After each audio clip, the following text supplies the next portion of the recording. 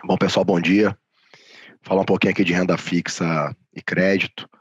A renda fixa, pegando o gancho do Genta e do Júlio, a gente viu uma descompressão, né, agora no mês de novembro, né, o mercado devolvendo um pouco da piora, nos 2 meses anteriores. É, Enfim, na minha visão aqui, bem driveado, né, por um entendimento, né, um pouco melhor do que tange, né, as questões fiscais, apesar dos desafios continuarem. E naturalmente, pelo Banco Central também indicar uma não aceleração aí do pace, etc. Então, o mês de novembro foi um mês bom para os índices de mercado da Ambima.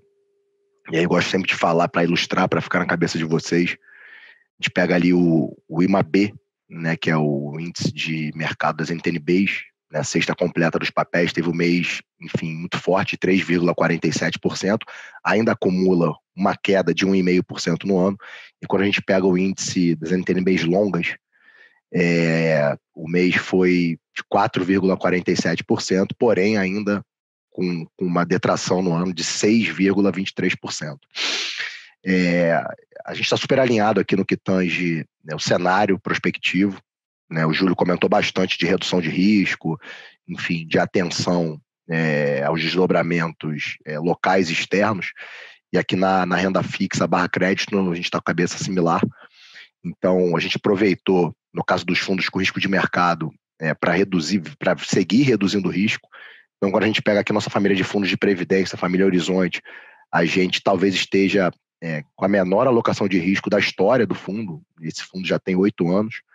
Na parte de NTNBs, a gente está zerado. O risco hoje está concentrado nas debêntures em PCA, e muito por conta, né, do prêmio de risco que elas carregam, do spread de crédito. Então, a gente praticamente o ano inteiro veio fazendo uma reciclagem dos portfólios de crédito, e no caso dos papéis em IPCA, das debêntures em IPCA, ou letras financeiras dos ativos de crédito indexados ao IPCA, a gente vem mantendo uma alocação, porque inevitavelmente o carrego que esses papéis vêm entregando, aliado aos spreads de crédito, tem entregado um bom risco-retorno.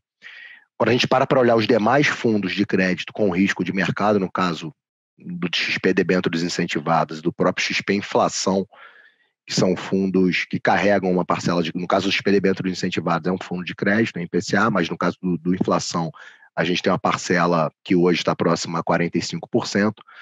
O que a gente fez foi, mais uma vez, como são fundos, né, mais passivos, a gente foi, enfim, se locomovendo dentro da curva de juro real, bem ativos ao longo do mês de novembro, tentando, né, encontrar o melhor vértice para se posicionar. A gente tem uma duration hoje dessas carteiras próximas a 3 anos e meio. Então, a gente entende que a gente acabou ficando longe da confusão da parte curta, né, que está mais sujeita ali aos movimentos da política monetária, e da parte longa, que reage muito às questões fiscais e externas. Então, também esses produtos conseguiram entregar retornos bem fortes, próximos a 3% também no mês, e no ano também tem entregado, né, performances superiores aos benchmarks.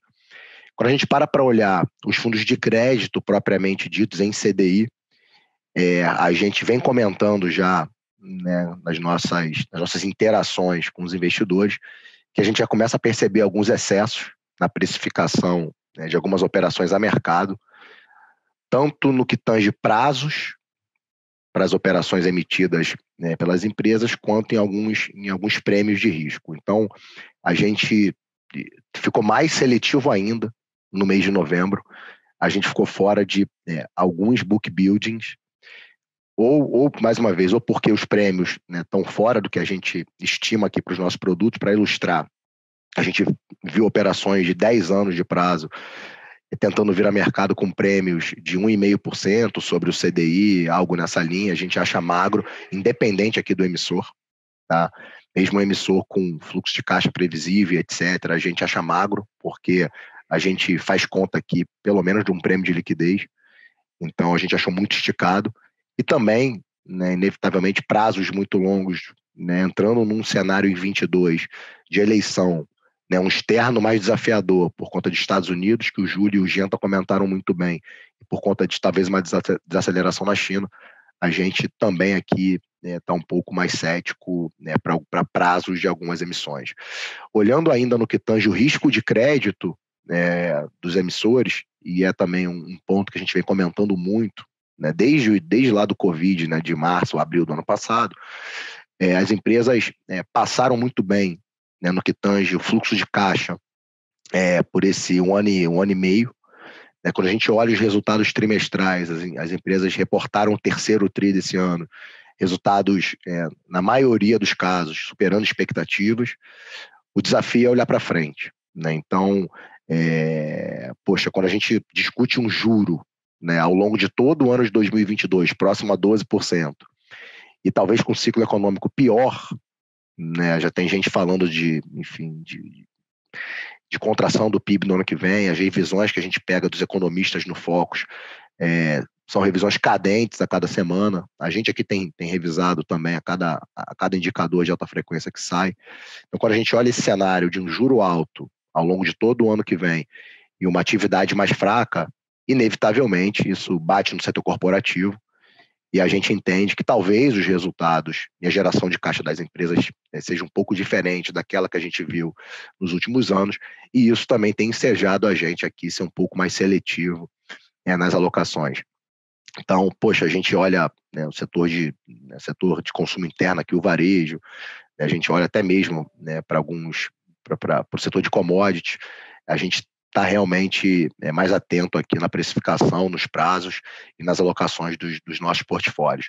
Vale lembrar que a gente passou grande parte desse período bem alocado, ou seja, com caixa um pouco mais baixo, lembrando que os nossos fundos aqui na XP Asset, todos os fundos têm prazos de resgate dilatados, né?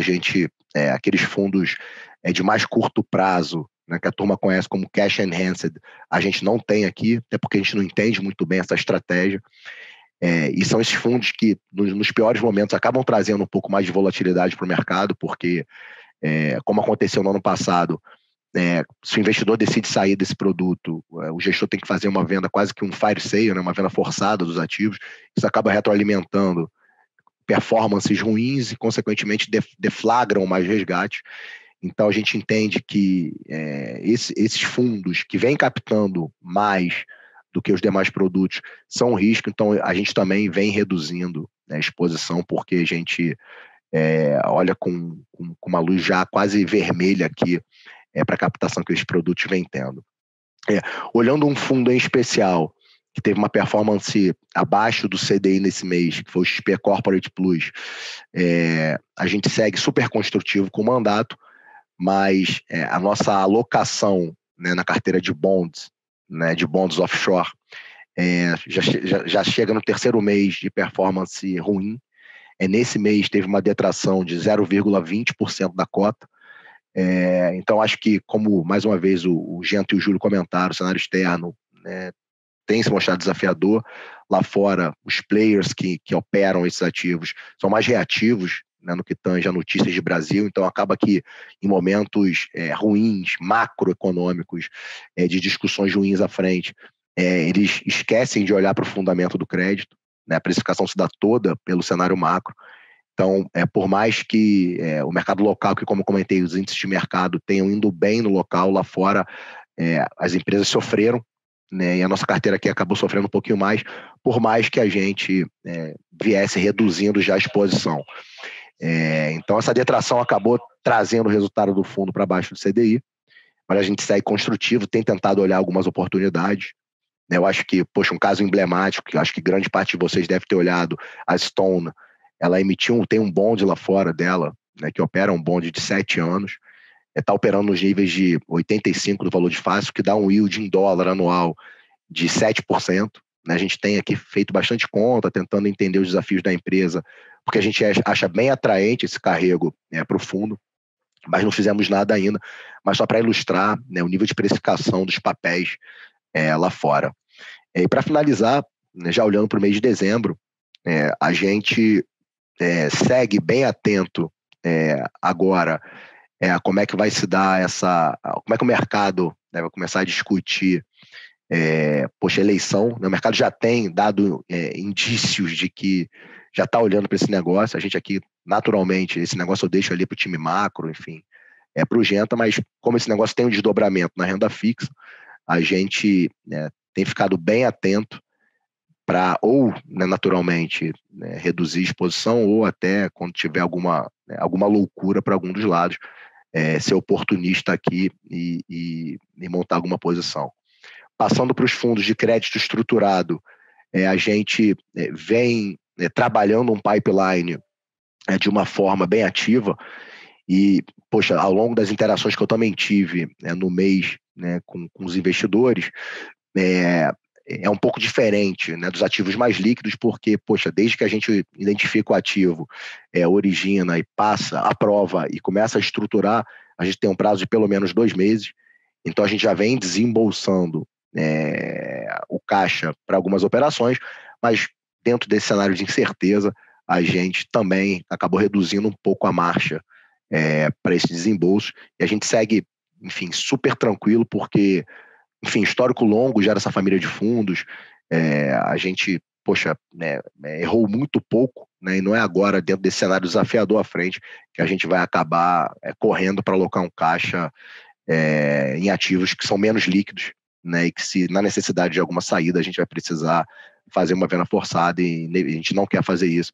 Então a gente só reduziu a marcha, mas a gente segue ativamente originando as operações para a nossa família de fundos. Do meu lado é isso, Carlos.